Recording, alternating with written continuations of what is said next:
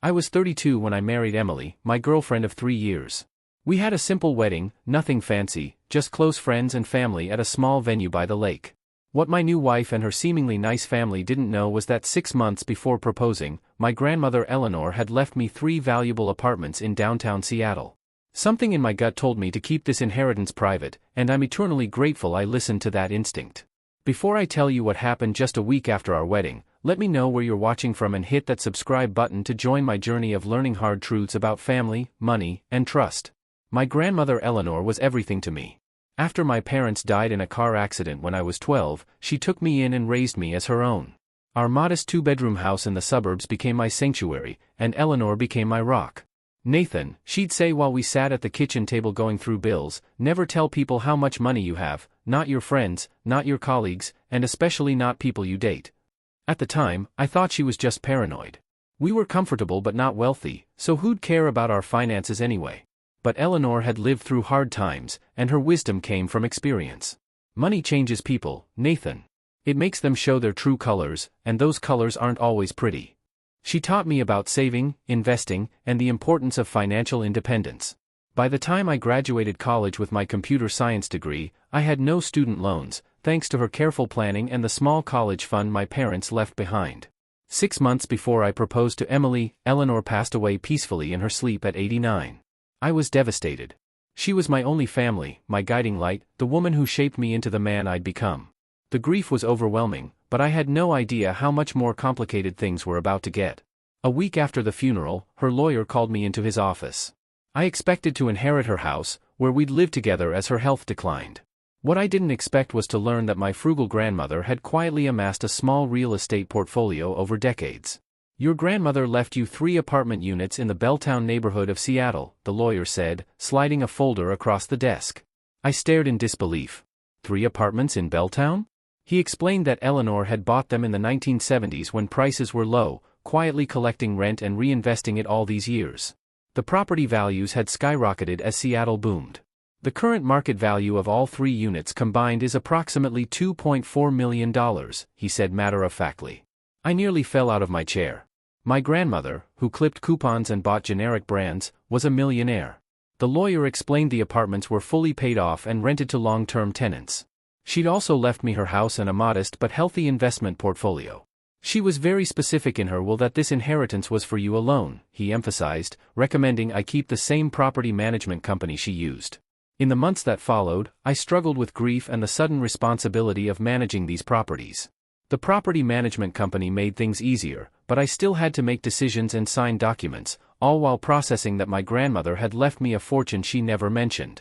I met Emily at a friend's birthday party around the time I started my first job as a junior software developer. She was vibrant, beautiful, and smart, working as a marketing coordinator for a local company. We hit it off, talking until the party wound down, and I finally worked up the courage to ask for her number. Our relationship progressed naturally. We dated for 3 years before I proposed. I loved her sense of humor, ambition, and kindness. When I introduced her to Eleanor during our first year of dating, Eleanor was polite but reserved. Later, she took me aside. She seems nice, Nathan. Just remember what I taught you about keeping your finances private until you're absolutely certain. I thought she was being overprotective. I didn't tell Emily about my inheritance after Eleanor died, not because I suspected her, but because I planned to surprise her later when we were ready to buy a home together. I imagined how excited she'd be to learn we could afford our dream house without a crushing mortgage. During our engagement, I started noticing things about Emily's family that gave me pause. Her father, Robert, owned a successful car dealership. Her mother, Patricia, was heavily involved in local charity work, and her younger brother, Tyler, 27, still lived at home with no steady job. The first time I had dinner at their large house in one of Seattle's most exclusive neighborhoods, the conversation revolved almost entirely around money. Robert talked about his newest luxury car, Patricia discussed her friend's recent home renovation costs, and they asked direct questions about my salary and career prospects. Software engineering, Robert said, swirling his scotch. That's a growth field. Must be good money in that. I gave vague answers, saying I was doing well with good prospects for advancement. Emily later told me her parents were just ensuring she'd be taken care of. I understood their concern, but their fixation on material wealth made me uncomfortable. When we announced our engagement, Patricia immediately planned an extravagant wedding with a 300-person guest list, mostly their business associates and social connections. "We want to give our only daughter the wedding she deserves," she said, though Emily and I wanted something small and intimate. It took weeks of gentle but firm pushback to get them to accept our simpler celebration. Even then, they insisted on paying for upgrades to make it presentable. Throughout the wedding planning, I stayed silent about my inheritance, something, maybe Eleanor's voice in my head, warning me to wait. After our honeymoon in Hawaii, Emily and I moved into a rented apartment. She seemed surprised when I suggested renting instead of buying. "I thought we'd start looking for a house right away," she said. I told her I wanted to save more for a down payment to afford something nice in a few years. She accepted this, though with some disappointment. Little did I know how quickly things would change or how grateful I'd be for my grandmother's advice. The first week of marriage was everything I'd hoped for. Emily and I settled into our new routine, decorating our apartment and enjoying our time as newlyweds. But that blissful period was short-lived. On day 8, Patricia showed up unannounced with a housewarming gift, a luxurious but impractical crystal vase that looked out of place in our modest rental. "I just wanted to see how you lovebirds are settling in," she said, peering around with barely disguised disappointment. "It's cozy, I suppose." The next day, she returned with leftover food from her luncheon. The day after, she brought decorative pillows to brighten up the place. Each visit included subtle comments about our living situation and questions about my work, salary, and future plans. "Nathan, have they discussed giving you a raise yet?" she asked once. "Emily mentioned you've been in the same position for quite some time." The questions grew invasive. Did my parents leave me anything? Did I have investments? What was my credit score? I deflected politely, growing more uncomfortable. One evening, I came home early and overheard Emily on the phone in our bedroom. I didn't mean to eavesdrop, but when I heard my name, I paused. "Mom, I told you Nathan says he wants to save more before we buy a house," Emily said, sounding exasperated. "No, I don't know exactly how much he has saved." "Yes, I know Dad thinks it's strange. Look, I'll try to get more information, okay?" I stepped back, made noise coming through the front door, and called out to announce my arrival. Emily ended her call quickly and greeted me with a smile that now seemed strained. That weekend, Robert invited me to play golf, something he'd never done before. As we walked the course, the conversation turned to money. "You know, Nathan," he said at the next hole, "in my experience, a man should be established by your age. When I was 32, I already owned my dealership and a vacation property." "Everyone has their own timeline," I replied carefully. Sure, he nodded. "But Emily deserves a certain lifestyle. She was raised with certain expectations." The implication was clear: I wasn't meeting their standards for their daughter. He dropped hints about friends with job openings that paid real money and suggested I'd benefit from his business connections. The following week, we were invited to dinner at their house. Over an elaborate meal, Robert and Patricia talked about houses for sale in their neighborhood. "The Andersons are selling their place," Patricia mentioned casually. "It'd be perfect for you too, 4 bedrooms for when the grandchildren come along." When I explained such a house was out of our price range, Robert scoffed. "Nathan, son, sometimes you have to stretch to get what you want in life. We could help with the down payment, consider it an investment in your future." Their offer made me uneasy. Taking financial help would give them more influence over our lives, something they already wanted too much of. On the drive home, Emily dropped a bombshell. "I gave Mom and Dad our financial information," she admitted. "They just want to help us plan for our future." "You did what?" I asked, stunned. "Emily, that's private information. They're my parents, Nathan. They care about us and want to make sure we're making smart decisions." I tried to explain why I was uncomfortable with their involvement, but she dismissed my concerns as paranoia. That night, I lay awake, wondering if I'd made a mistake keeping my inheritance secret, but something told me to wait. The next day, I got a call from my property manager, Ms. Carter. "Someone's been inquiring about your ownership of the Belltown properties," she said. A private investigator claimed to be conducting a routine background check. My blood ran cold. "Did you give them any information?" "Absolutely not. As per your grandmother's instructions, we keep ownership information confidential. I just thought you should know." That night, I came home late and found Emily in my home office, hastily closing a drawer as I entered. "What are you doing in here?" I asked. "Oh, just looking for stamps," she replied, her cheeks flushing. Later, while she was in the shower, I checked the drawer and saw several financial documents had been disturbed. A sick feeling settled in my stomach. Over the next few days, Emily's behavior changed. She talked about quitting her job to focus on starting a family and made expensive purchases without consulting me, like a designer purse costing more than our monthly rent. She dropped hints about my responsibility as her husband to provide the lifestyle she wanted. My friend Sarah's husband just bought her a new car for their 1-month anniversary, she mentioned casually. Isn't that romantic? The final straw came when I found she'd taken photos of my financial documents. I discovered them accidentally while using her tablet to look up a recipe. There, in her photo stream, were images of my bank statements and investment account information. I closed the tablet and sat in stunned silence, my grandmother's words echoing in my mind. I quietly moved my sensitive financial documents to my office at work and waited to see what would happen next. I didn't have to wait long. Exactly 1 week after our wedding, I came home to find Emily, her parents, and a woman I didn't recognize sitting in our living room. They'd set up an impromptu meeting around our dining table, covered with documents. "Nathan, honey, you're home," Emily said, her voice unnaturally bright. "Mom and Dad stopped by to help with some financial planning." Patricia stood and gave me a stiff hug. "We thought it was time to get your marriage started on the right financial footing." Robert remained seated, nodding with a smug smile. "Son, this is Linda. She's a notary and financial advisor who works with our family." Linda gave a practiced smile. "Lovely to meet you, Nathan."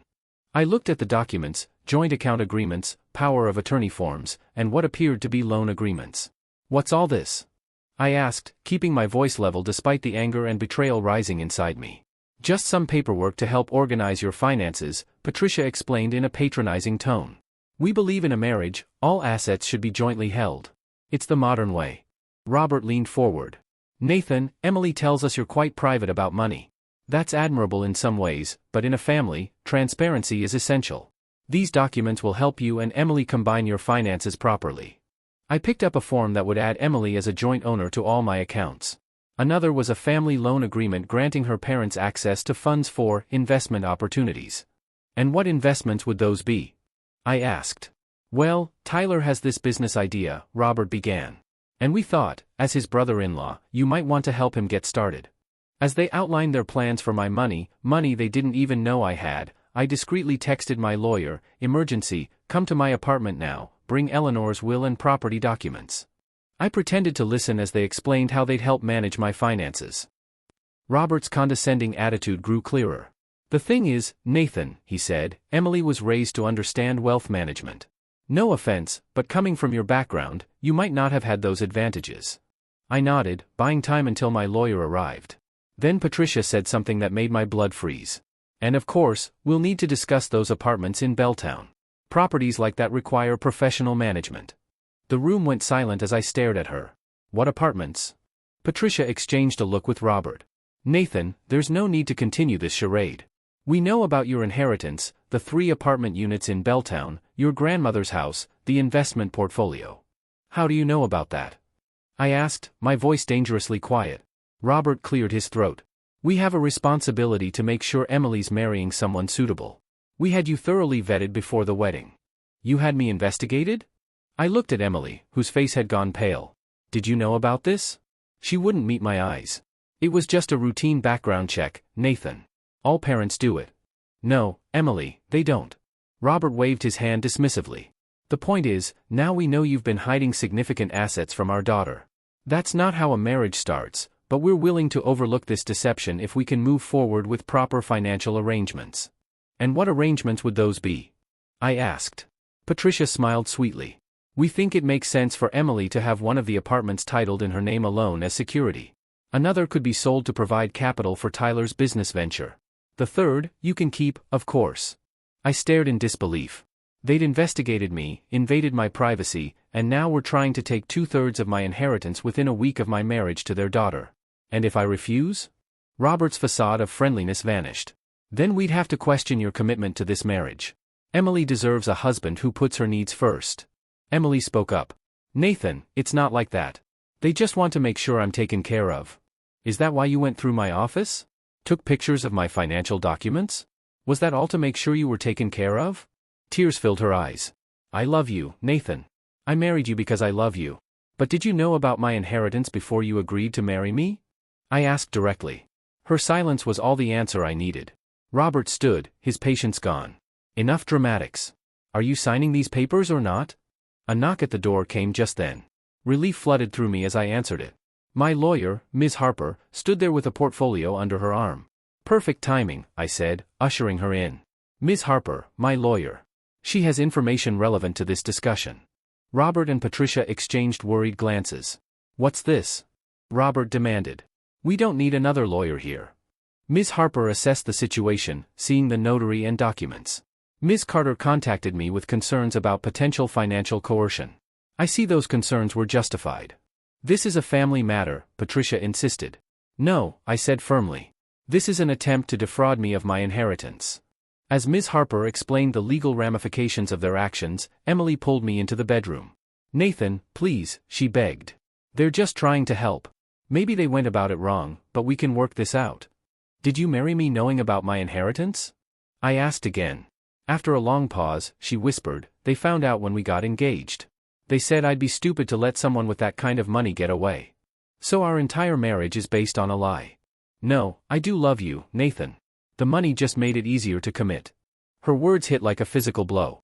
The woman I thought I knew, the future I'd imagined, crumbled. In the living room, I heard Robert threatening legal action, claiming Emily was entitled to my assets as my wife. Ms. Harper calmly informed him that my grandmother's will had specific provisions protecting the inheritance in the event of marriage or divorce.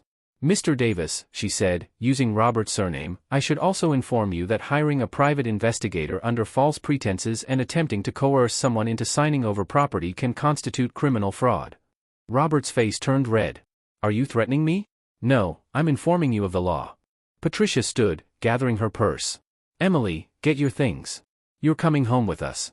If your husband wants to choose money over family, that's his decision. Emily looked at me pleadingly. Nathan, please. In that moment, I knew our marriage was over before it had begun. My grandmother had tried to warn me, and I hadn't listened carefully enough. But at least I'd kept my inheritance private long enough to protect it. I think you should go with your parents, I said quietly. Ms. Harper will be in touch about divorce proceedings. As they left, Robert turned with a venomous look. She'll get half of everything. That's the law. Ms. Harper smiled coldly. Actually, in the state of Washington, with a marriage of less than 2 weeks and a protected inheritance, that's not the law at all. Good evening, Mr. Davis. The door closed behind them, and I sank onto the couch, overwhelmed. My 1-week marriage was over, but thanks to my grandmother's wisdom, my financial future remained secure. That night, I stayed at a hotel, unable to bear the apartment surrounded by wedding gifts and photos of what I'd thought was a loving relationship. Ms. Harper advised me not to communicate with Emily or her family directly and to let her handle all interactions. The next day, I arranged to meet Emily at a coffee shop, a neutral public location, to talk one last time. I needed to understand if anything in our relationship had been real. She arrived looking exhausted, eyes red from crying.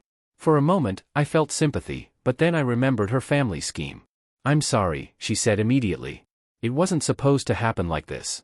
How was it supposed to happen? I asked. She stared at her untouched coffee. I really did fall in love with you when we first met. That part was real. But when my parents found out about your inheritance, they pushed me to secure my future. They kept saying how perfect it was that I'd found someone with a good job and hidden assets. So you went along with it. She nodded miserably. At first, I told them to back off. I said I loved you and would marry you regardless. But they kept working on me, talking about financial security, how love doesn't pay bills.